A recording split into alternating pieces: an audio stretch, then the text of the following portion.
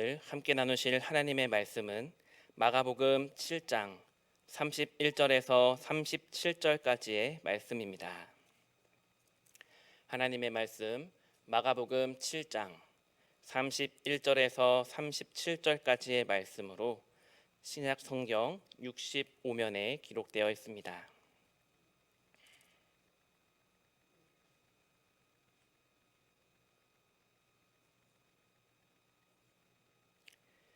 마가복음 7장 31절에서 37절까지의 말씀을 성경책과 화면을 보시며 함께 봉독하겠습니다. 예수께서 다시 두로 지방에서 나와 시돈을 지나고 데가볼리 지방을 통과하여 갈릴리 호수에 이르시매 사람들이 귀먹고 말 더듬는 자를 데리고 예수께 나와 안수하여 주시기를 간구하거늘 예수께서 그 사람을 따로 데리고 무리를 떠나사 손가락을 그의 양 귀에 넣고 침을 뱉어 그의 혀에 손을 대시며 하늘을 우러러 탄식하시며 그에게 이르시되 에바다 하시니 이는 열리라는 뜻이라. 그의 귀가 열리고 혀가 맺힌 것이 곧 풀려 말이 분명하여졌더라. 예수께서 그들에게 경고하사 아무에게도 이르지 말라 하시되 경고하실수록 그들이 더욱 널리 전파하니 사람들이 심히 놀라 이르되 그가 모든 것을 잘하였도다. 못 듣는 사람도 듣게 하고 말 못하는 사람도 말하게 한다 하니라. 아멘. 나태주 시인의 풀꽃이라는 시에는 다음과 같은 표현이 기록되어 있습니다. 자세히 보아야 예쁘다. 오래 보아야 사랑스럽다. 너도 그렇다. 이 말은 우리가 성경을 묵상할 때도 동일하게 적용되는 것 같습니다. 말씀을 자세히 보아야 은혜가 되고 오래도록 보다 보면 지난번에 느끼지 못한 것을 새롭게 느끼게 되고 슥 지나갔던 부분이 이번에는 눈에 띄기도 합니다. 어느 본문이나 다 이와 같은 태도로 말씀을 대해야 하지만 특별히 오늘 본문은 조금 더 자세히 보아야 이 말씀이 우리에게 주는 은혜를 깊이 깨달을 수 있습니다. 본문 31절을 보니 예수님은 두로에서 나와 시돈을 지나고 데가볼리를 통과하여 갈릴리 호수에 이르셨다라고 기록하고 있습니다. 화면에 띄어져 있는 지도를 보시면 그 경로가 한눈에 잘 들어오는데 여정이 멀어도 너무 먼 것을 보게 됩니다. 약 200에서 250km 정도라고 하는데 이 경로를 보고 많은 신학자들은 의문을 제기하기도 합니다. 이 코스는 도저히 여행을 할 수 없는 코스이기 때문입니다. 왜냐하면 두로는 이스라엘의 북쪽에 위치해 있고 시돈은 두로보다 더 북쪽에 위치하고 있습니다. 10개의 도시를 뜻하는 데가볼리 지역은 이스라엘의 동쪽에 위치해 있고 또 예수님의 최종 목적지인 갈릴리는 북쪽으로 올라갔다가 동쪽을 거쳐 가는 험난한 지형의 코스였습니다. 서울과 같은 큰 도시에는 도심이 정체되는 것을 막기 위해서 외곽으로 돌아가는 외곽순환도로라는 것이 만들어져 있듯이 예수님은 이스라엘의 주변, 특별히 이방 지역을 삥 둘러서 갈릴리로 가신 것을 지도를 통해 보게 됩니다. 이 경로는 쉽게 말해 사서 고생하는 길이었습니다. 오죽하면 어떤 신학자는 마가가 팔레스타인의 지형을 전혀 모른 채 이 복음서를 기록한 실수를 한 것이 아닐까라고 의문을 제기할 정도로 이곳은 엄청난 힘든 여행의 코스였습니다. 그렇다면 정말 마가가 실수한 것일까요? 마가의 실수가 아니라면 예수님은 굳이 가로질러서 동쪽으로 가지 않으시고 이 험난한 길을 삥 둘러서 여행을 떠나신 것일까요? 지난 시간에 예수님과 제자들이 이방인의 땅 두로 지방에서 유대인들이 개처럼 취급하던 이방 여인 수로보니게 여인의 귀신 들린 딸을 고쳐주셨던 장면을 보았습니다. 그리고 본문에서 계속되는 예수님의 행보를 보고 있노라면 여전히 이방 지역을 찾아 이동하고 계시는 것을 보게 됩니다. 이러한 행보 하나만 보더라도 예수님은 단순히 유대인만 또 아브라함의 후손들만 위해서 이 땅에 오신 것이 아니라 이 세상의 모든 민족과 모든 나라를 구원하시기 위해서 그들의 복음을 전하시기 위해 이 땅에 오신 것임을 알게 됩니다. 그러므로 예수님은 어느 특정한 민족의 나라, 어느 특정한 나라, 또 어느 특정한 민족만의 신이 아니라 모든 열방을 구원하시기 위해 이 땅 가운데 오신 하나님의 아들이며 우리의 구원자이심을 우리는 기억해야 할 것입니다. 예수님께서 최종 목적지에 도착하셨을 때 사람들은 귀먹고 말 더듬는 자를 예수님 앞으로 데리고 나와 안수하여 주시기를 구했습니다. 여기서 두 번째 놀랄 일이 발생하는데 예수님께서 이 사람을 치유하시는 그 방법이 독특하기 때문입니다. 그동안 병자들을 고치신 모습을 보면 말씀으로 고치시고 또 옷깃만 스쳐도 치유가 되고 또 예수님의 그 능력으로 손짓만 해도 치유가 되는 모습을 살펴보았습니다. 그런데 오늘 본문에 기록된 이 치료의 방법은 조금 이상하다 못해 더럽다. 어떻게 저렇게 할 수 있을까라는 생각이 들 정도입니다. 손가락을 양 귀에 넣고 심지어 침을 뱉어 혀에 대시기 때문입니다. 이 장면을 보고 우리가 더럽다, 왜 저러실까라고 생각하는 이유는 우리는 예수님의 행동에만 주목하고 있기 때문입니다. 셋째인 라헬이가 태어난 직후에 분만실에서 엉덩이와 등에 까만 점이 있는 것을 보았습니다.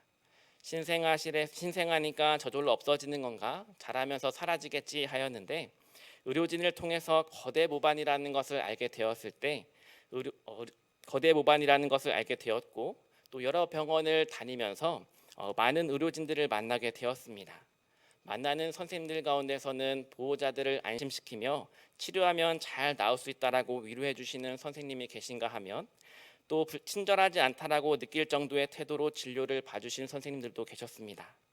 아기가 앞으로 치료받아야 하는 과정도 무척이나 속상했지만 부모를 더욱더 속상하게 한 것은 의료진의 태도였습니다. 이러한 과정을 겪으면서 병을 잘 고치는 의사가 훌륭한 의사일지 모르지만 저의 입장에서는 환자와 보호자의 입장에서 눈높이에 맞는 설명과 또 치료 방법을 알려주시는 분이 훌륭한 의사라는 것을 절실하게 느끼는 시간이었습니다.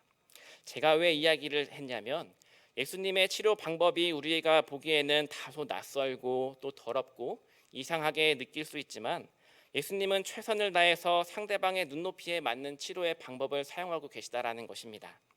지금 예수님이 상대하고 있는 이 사람은 귀가 먹어 듣지도 못하고 듣지 못하니 당연히 말도 자연스럽게 하지 못하는 농아를 상대하고 있습니다.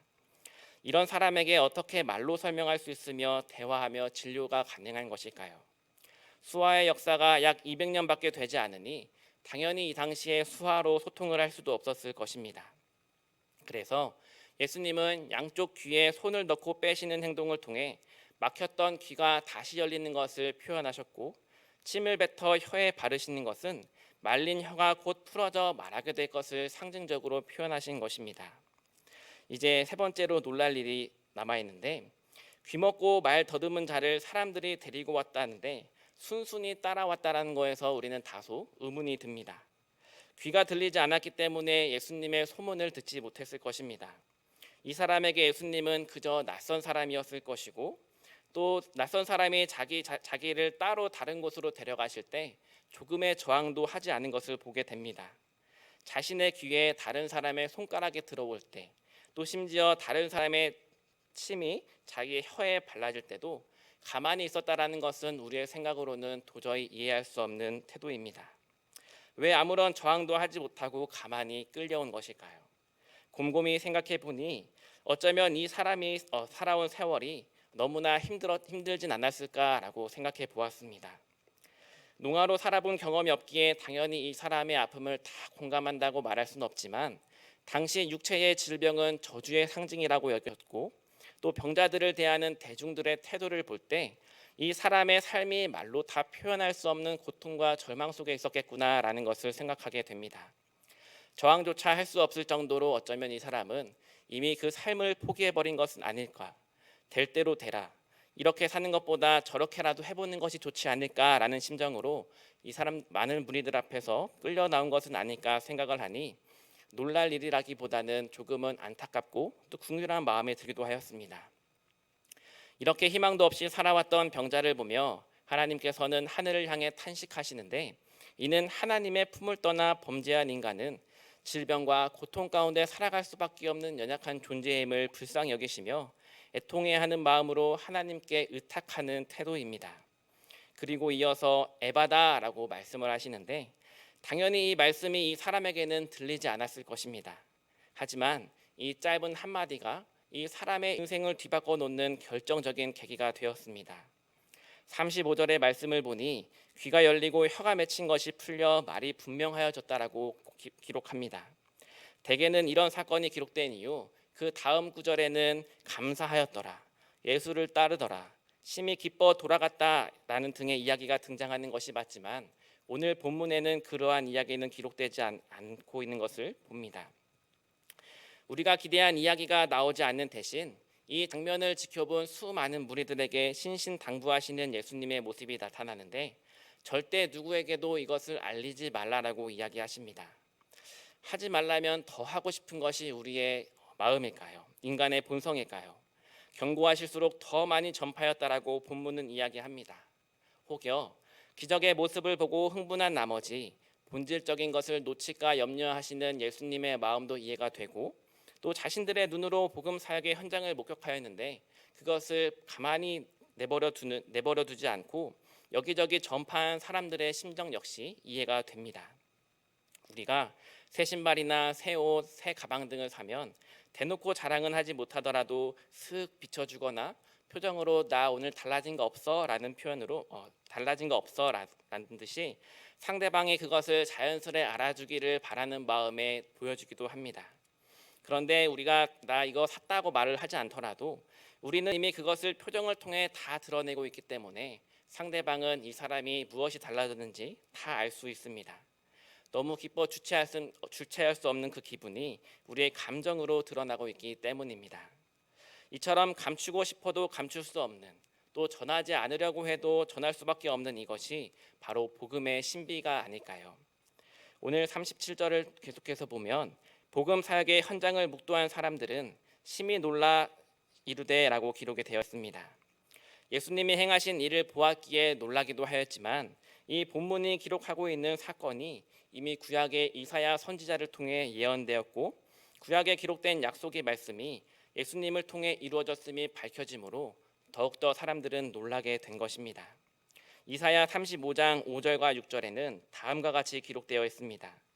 그때에 맹인의 눈이 밝을 것이며 못 듣는 사람의 귀가 열릴 것이며 그때에 저는 자는 사슴같이 뛸 것이며 말 못하는 자의 혀는 노래하리니 이는 광야에서 물이 솟겠고 사막에서 시내가 흐를 것임이라. 예수님이 병을 고치신 이 본문의 내용은 단순히 기적이 아니라 오래전 구약의 선지자를 통해 예언하신 하나님 말씀의 성취요, 또 예수님이 말씀대로 이 세상을 구원할 자이심을, 그리고 병든 자를 치유하듯이 죄로 고통당하는 이 세상을 회복시킬 뿐임을 증거하고 있는 것입니다. 심히 놀란 사람은 예수님의 사역에 모든 것을 잘하였다라고 말하는데 구약 성경이 헬라어로 기록된 70인역을 보면 하나님이 지으신 그 모든 것을 보시니 보시기에 심히 좋았더라라는 이 표현과 같은 단어가 사용된 것을 보게 됩니다. 모든 것을 잘하였다, 모든 것을 보시니 좋았더라, 이 두 표현 모두에는 공통적으로 칼로스라는 단어가 사용되는데 영어로 good, well에 좋다, 잘되었다라는 의미의 단어가 사용되었습니다. 본문의 모든 것을 잘하였다라는 이 표현은 천지를 창조하신 후 하나님께서 세상을 보시며 칭찬하셨던 그 말을 오늘 본문에서 반복하는 것과 같은 동일한 느낌을 줍니다. 하지만 보시기에 심히 좋았던 이 세상, 또 하나님의 창조의 질서는 인간의 죄로 인해 깨지고 상해버렸습니다. 그 죄로 인해 남자는 땀 흘리는 수고를, 여자는 해산의 고통을 져야만 했습니다. 하지만 하나님께서 우리에게 보내주신 독생자 예수 그리스도를 통해 모든 것이 회복되었습니다. 하나님이 세상을 창조하시고 보시기에 좋았더라고 말씀하셨던 첫째 세상처럼 이 세상을 새롭게 재창조하고 계심을 오늘 본문을 통해 우리는 지켜보고 있는 것입니다. 창조와 타락, 구원과 회복, 이 모든 일련의 과정을 살펴볼 때 하나님의 은혜를 빼놓고서는 결코 이해할 수 없습니다.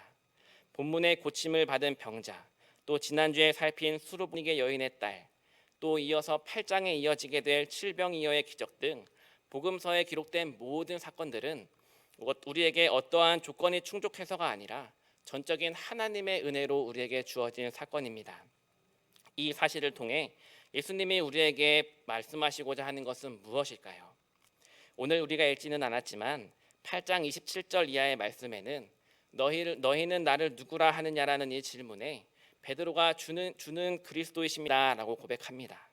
또한 마태복음 16장 16절에는 주는 그리스도시요 살아계신 하나님의 아들이십니다라고 고백합니다.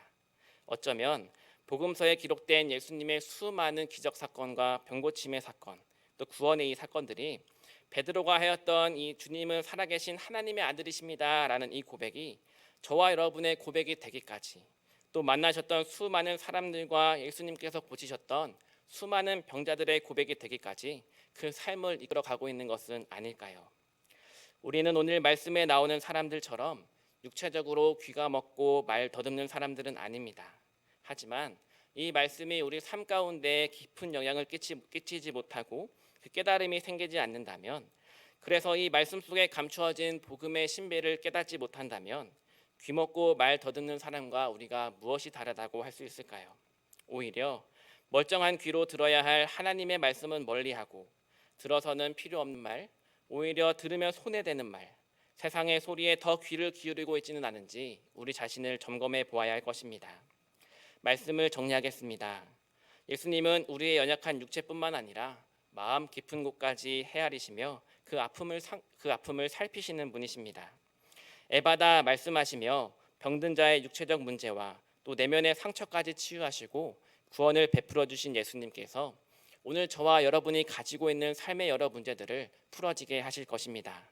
가정의 문제, 질병의 문제, 또 교회의 문제, 직장과 자녀의 문제, 또 이 사회가 가지고 있는 여러 가지 문제들을 예수님 앞에 가지고 나아갈 때 막힌 것이 열리고 맺혀 있는 것이 풀리는 에바다의 역사가 일어날 것입니다. 말씀 후 우리가 함께 기도할 때 우리의 간구를 들으시는 하나님 앞에 간절히 기도하기를 소망합니다. 예수님의 에바다 선언을 통해 모든 문제가 해결되고 또 모든 사람을 구원에 이르게 하는 그 축복의 통로가 오늘 이 시간 저와 여러분의 삶 가운데 함께하기를 간절히 소망합니다.